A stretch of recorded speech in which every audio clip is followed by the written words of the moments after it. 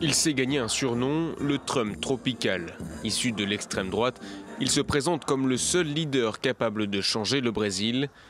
Après avoir réchappé d'une tentative de meurtre début septembre, Jair Bolsonaro arrive largement en tête du premier tour de l'élection présidentielle et joue la carte du rassembleur. Nous allons unir le Brésil.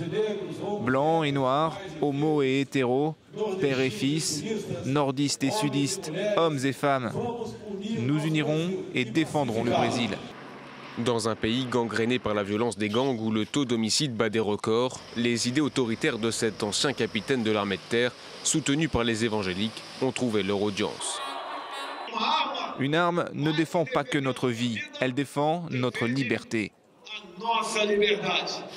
Né en 1955 à Sao Paulo, Bolsonaro n'a que 9 ans lors du coup d'État de 1964. Il grandit sous une dictature stricte et choisit d'intégrer l'infanterie parachutiste avant de grimper les échelons militaires. En 1986, il signe un article qui demande une revalorisation des salaires dans l'armée. Cela lui vaudra 15 jours de prison, mais Bolsonaro fait désormais figure de porte-parole des soldats. Élu au conseil municipal de Rio, il intègre le Parlement en 1991. Aujourd'hui, à 63 ans, il parle de la dictature avec des accents nostalgiques et promet de nombreux ministères à d'anciens chefs militaires. Son projet pour le Brésil, diriger le pays d'une main de fer en rétablissant la peine de mort et en donnant de plus grands pouvoirs à la police.